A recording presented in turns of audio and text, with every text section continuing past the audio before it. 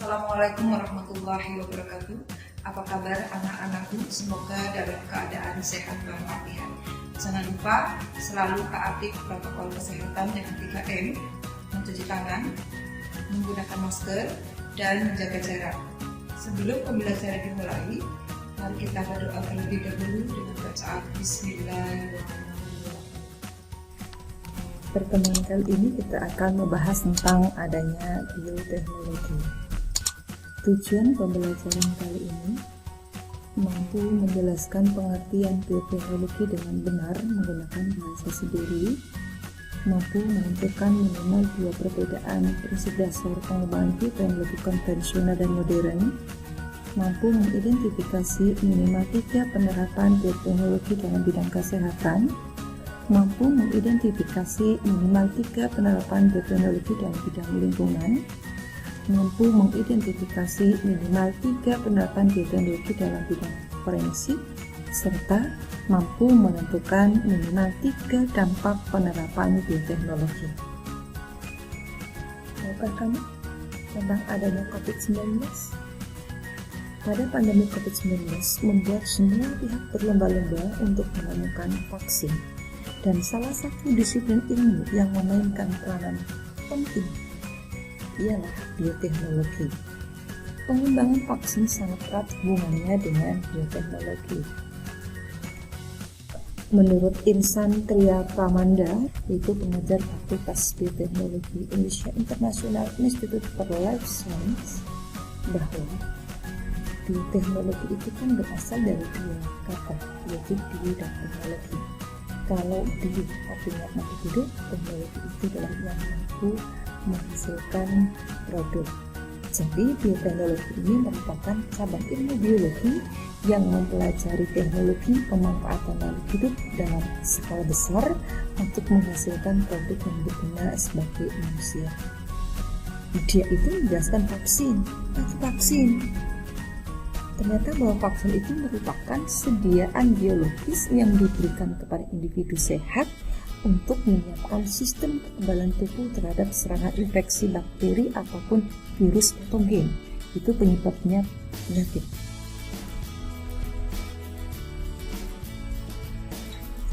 Apa itu bioteknologi? Bioteknologi adalah cabang ilmu yang mempelajari pemanfaatan makhluk hidup untuk menghasilkan barang dan jasa. Bioteknologi ada dua, ada bioteknologi konvensional dan ada bioteknologi modern.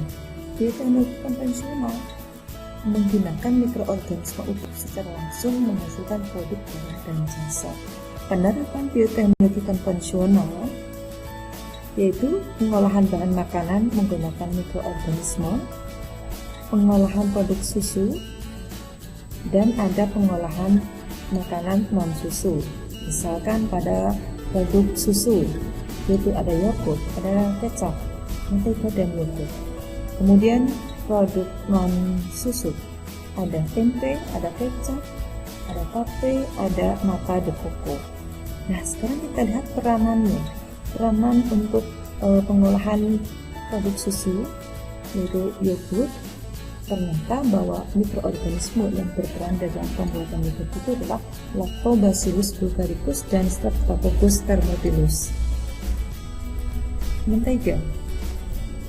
Mentega itu pembuatan mentega menggunakan mikroorganisme Streptococcus lactis dan Lactonosta ceremores.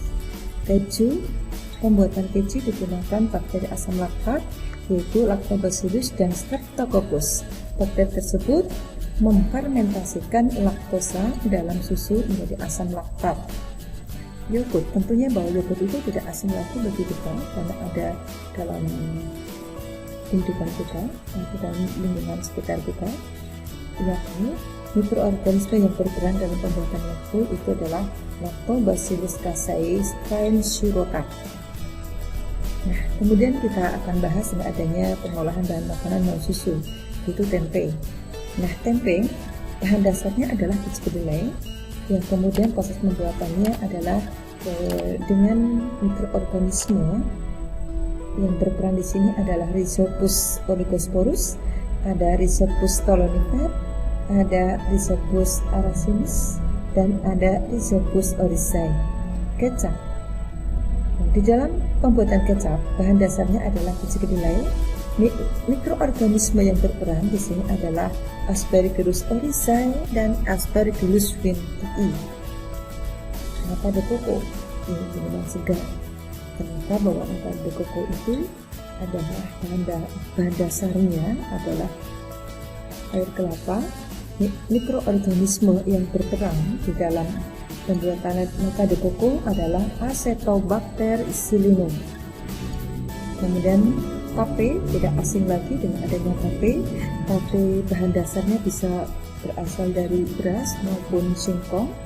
Mikroorganisme yang berperan di dalam adanya pembuatan tape ini adalah Saccharomyces cerevisiae. Itulah contoh peranan dalam makanan. Kemudian bioteknologi modern. Bioteknologi modern merupakan sebuah metode bioteknologi yang menggunakan prinsip rekayasa DNA. Penerapan bioteknologi modern, penerapannya adalah rekayasa genetik untuk menghasilkan tanaman transgenik. Yang kedua, pembuatan vaksin dan hormon dengan rekayasa genetik.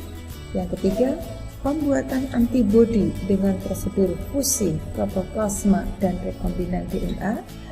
4. Pembuatan antibodi monoklonal. Nah, manfaat dari antibodi monoklonal ini adalah untuk diagnosa penyakit menurun, mengikat racun, dan menonaktifkannya. Kemudian perbedaan bioteknologi konvensional dan modern kita lihat di dalam adanya tabel. Untuk yang konvensional menggunakan mikroorganisme utuh, kemudian teknologinya masih sederhana, pemanfaatannya mikroorganisme terbatas. Contohnya adalah tempe, tape, kemudian kecap, keju, dan yogurt. Kemudian bioteknologi modern menggunakan sebagian dari mikroorganisme berupa DNA. Teknologinya sudah sangat canggih. Pemanfaatan mikroorganisme ditambah dengan teknologi modern. Contohnya adalah bayi tabung dan cloning. Peranan bioteknologi dalam bidang kesehatan. Dalam bidang kesehatan dan kedokteran tidak terlepas dari adanya perkembangan bioteknologi. Konsep bioteknologi sering digunakan dalam pembuatan vaksin, antibiotik, hormon hingga teknologi untuk pengobatan, misalnya pada aplikasi transplantasi organ, terapi hormon, dan pembuatan vaksin. Anak-anakku, kita lihat dengan adanya tayangan di televisi bahwa untuk vaksin yang digunakan pertama kali oleh Presiden kita Joko Widodo yang digunakan adalah produksi Sinovac, dan itu telah mendapatkan izin dari penggunaan darurat dari Badan POM dan fatwa halal dari MUI. Bagaimana pendapat anak-anakku sekalian? Amankah untuk vaksin COVID-19 ini? Bioteknologi dalam bidang lingkungan. Pemanfaatan bioteknologi dalam bidang lingkungan pada umumnya diterapkan untuk mengatasi permasalahan di lingkungan. Misalnya, diterapkan guna untuk mengatasi pencemaran lingkungan melalui pengolahan limbah. Bahkan bisa juga digunakan untuk mencegah pencemaran udara seperti diterapkannya penggunaan energi dari biogas dan bioetanol. Di dalam bidang lingkungan, ada dua, ada bioremediasi. Bioremediasi ada dua juga, degradasi plastik dan ada degradasi tumpahan minyak. Untuk degradasi plastik, di sini adalah perombakan plastik yang dilakukan oleh organisme disebut biodegradasi. Plastik tersusun atas bahan-bahan yang sulit terurai oleh mikroorganisme, namun ada spesies bakteri tertentu yang dapat mendegradasinya, yaitu Clostridium resinae. Kemudian ada degradasi tumpahan minyak. Nah, ini melalui mekanisme biosurfaktan yang dapat mengurangi tegangan permukaan sama dengan prinsip kerja deterjen. Contohnya jamur, Cladosporium resinae, dan beberapa bakteri, yaitu suatu genus Pseudomonas. Bioteknologi bidang forensik. Nah, kita lihat dengan adanya jatuhnya pesawat Sriwijaya Air, banyak sekali para korban-korbannya. Nah, Alhamdulillah sekarang sudah teridentifikasi. Bagaimana cara mengidentifikasi korbannya? Nah, tentunya menggunakan adanya bioteknologi forensik.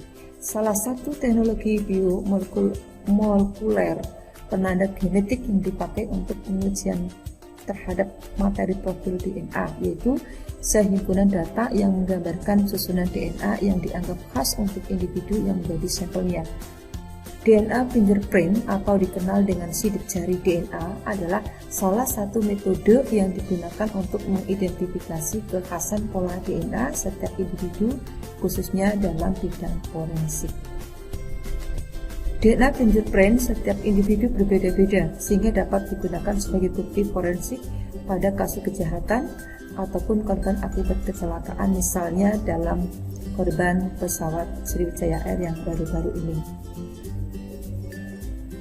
DNA fingerprint ini bisa digunakan DNA yang terdapat pada inti sel atau DNA mitokondria.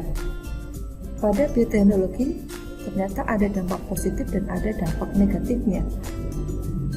Ada beberapa dampak positif bioteknologi. 1. Bioteknologi pengolahan limbah menghasilkan produk biogas, kompos, dan rumput aktif. 2. Bioteknologi di bidang kedokteran dapat menghasilkan obat-obatan, antara lain vaksin, antibiotik, antibodi monoklonal, dan interferon. 3. Bioteknologi dapat menghasilkan variasi dan hasil pertanian melalui kultur jaringan, fiksasi nitrogen, pengendalian hama tanaman, dan pemberian hormon tumbuhan. 4. Bioteknologi dapat menghasilkan bahan bakar dengan pengolahan biomasa menjadi etanol, yaitu cair dan yang gas berupa metana. Bioteknologi di bidang industri dapat menghasilkan makanan dan minuman, antara lain pembuatan roti, nata de coco, brun, mentega, yogurt, tempe, kecap, bir, dan anggur. Sekarang dampak negatifnya. Ada beberapa dampak negatif. Yang pertama, menimbulkan penyakit pada manusia.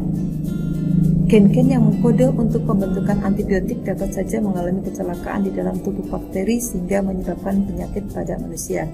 2. Menimbulkan reaksi alergi. 3. Mengancam kelestarian alam. 4. Berpotensi digunakan sebagai alat perang. Terima kasih anak-anakku. Apabila kurang jelas maka bisa diputar video kembali. Assalamualaikum warahmatullahi wabarakatuh.